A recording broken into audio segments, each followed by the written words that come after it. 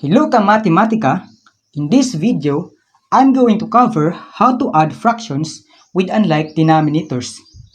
So, let's jump into our examples, starting with number 1, where we add 4 over 9 plus 1 over 3.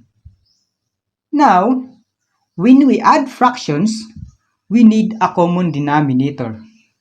In other words, the bottom numbers need to be the same in order to add.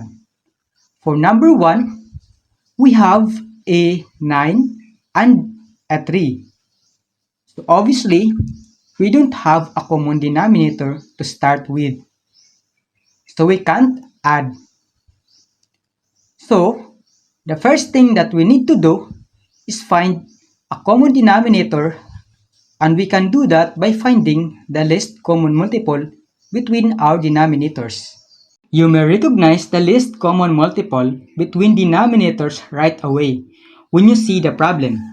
But if not, you can always write out your list of multiples in order to find it. Let's write out the multiples of 9 and 3. So, I'll come to the bottom of the screen where I have some extra room to write out these lists. We'll start with 9. So, 9, the first multiples of 9 are 9, 18, 27, 36. So, I'll write 4 multiples of 9 there. I would suggest writing out 4 or 5 multiples of each.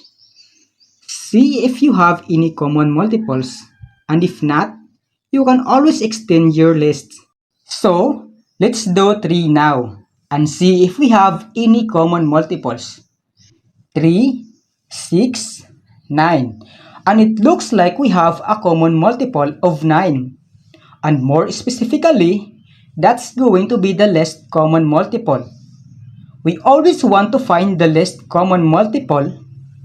Smaller numbers in value are generally easier to work with, and this will help cut down on simplifying in the end. So, 9 is going to be our common denominator. Let's come back up the original problem and rename these fractions with our common denominator of 9.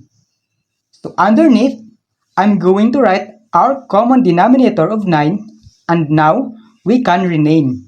So, we will start with 4 over 9.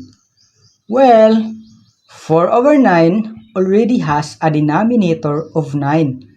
So, we don't need to rename. So, we can't just bring 4 down. As far as 1 over 3, we need to think 3 times what equals 9. How do we get 3 to equal 9? Well, we know 3 times 3 equals 9.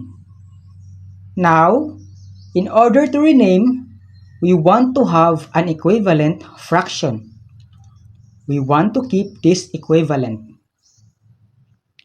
We do not want to change the value of the problem at all. So, whatever we do to the denominator, we have to do to the numerator. So, 1 times 3 is 3. 3 over 9 is equivalent to 1 over 3. But, we have that common denominator of 9. Now that both fractions have a common denominator, we can add. So when we add fractions, we add the numerators. The top numbers.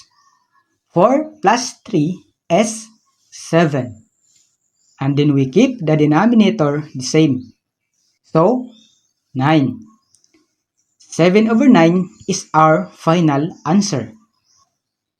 Now, it's common practice to simplify fractional answers. So, we look to see if we can break this fraction down at all. Are there any common factors between 7 and 9 besides 1? Can we simplify? No. The only common factor between 7 and 9 is 1. So, this is in simplest form and we are done. 7 over 9 is our final answer. Let's try another one and move on to number 2, where we have 3 over 10 plus 2 over 6. So the first thing that we want to do, we need to find a common denominator. So let's write out the multiples of 10 and 6. We'll start with 10.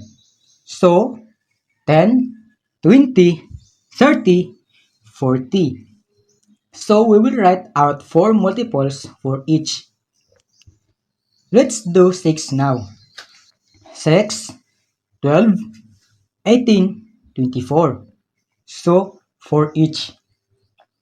And we don't have a common multiple. That's okay. We can extend our list. Now, the multiples of 10 were already at 40. And the multiples of 6 were only at 24.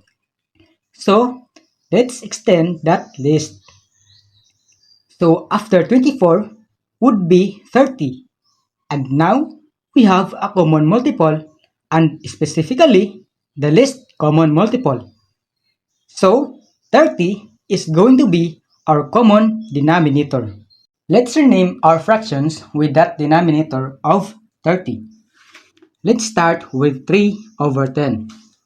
So we need to think, how do we get 10 to equal 30? 10 times what equals 30? Well, 10 times 3 equals 30. We know 10 times 3 equals 30. In order to keep this equivalent, whatever we do to the denominator, we have to do to the numerator. So multiply the numerator by 3 as well. 3 times 3 is 9. So 9 over 30 is equivalent to 3 over 10. But we have that common denominator of 30. Now, we do 2 over 6. So we think, how do we get 6 to equal 30? 6 times what is 30? Well, 6 times 5 is 30. Whatever we do to the denominator, we do to the numerator. So, 2 times 5 gives us 10. 10 over 3 is equivalent to 2 over 6. Now that we found the common denominator, where renamed, we can add. So, add the numerators. 9 plus 10 is 19. Keep the denominator of 30 and our final answer is 19 over 30. We can check to see if we can simplify. But 19 over 30 is in simplest form. The only common factor between 19 and 30 is 1. So we are done. So there you have it. That's how you add fractions with unlike denominators.